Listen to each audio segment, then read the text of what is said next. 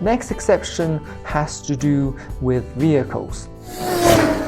So vehicles are treated differently than homes because a vehicle is mobile and a car can easily move out of a jurisdiction, thereby frustrating a criminal investigation.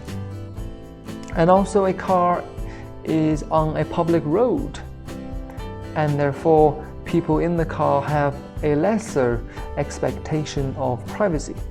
And as such, when someone is in a car, that person and that person's properties inside the car are afforded less Fourth Amendment protection. So to stop a car, the police doesn't need much. Any traffic violation provides sufficient probable cause to stop a car. To search a car, the police will need something more. The police will need to have probable cause to believe that there is contraband in the car.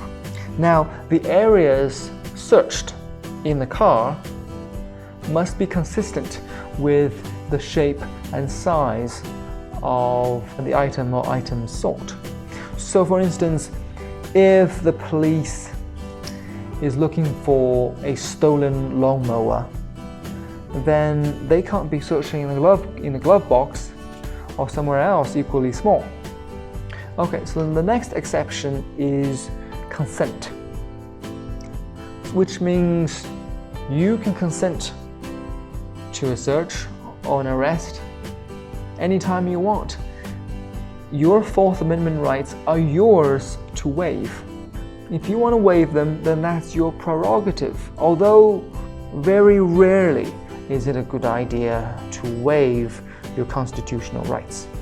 Let me give you an example. Let's say the police want to enter your home to conduct a search, but they don't have a warrant, and they don't fall under any of the exceptions I just discussed. So they ask you for permission to enter your home, and you say no.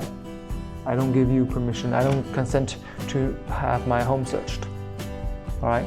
Let's say the police enter your home anyways, conduct a search, and then they find a stash of cocaine, and then you're charged with possession of a controlled substance. Now, since they were in your home and lawfully when they discovered that stash of cocaine, you can challenge that evidence from coming in, and more likely than not, you will be able to exclude it from evidence, which means the police won't even have a case against you.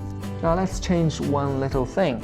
Everything else still the same, but except you consent to they're coming into your home and conducting a search, and then they find the cocaine. Now there's no way for you to exclude that evidence. You have just shot yourself in the foot. Now the police are trained to ask you questions in order to obtain consent. So they're going to say, do you mind if I take a quick look into your bag? Or, yeah, can I just ask you a few questions? Or, hey, do me a favor, buddy, pop open your trunk. Okay? So the answer is always no. I don't give consent.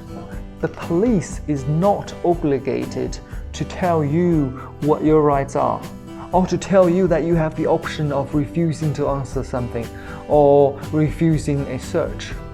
So it is incumbent on you to know the law and to exercise your rights. Okay. And lastly, a consent has to be uncoerced, voluntary, and given knowingly. So if the police wants to enter your home and you refuse, and then they say, well, if you don't let me in, I'll just go get a warrant and then come back in an hour. So that is a form of coercion.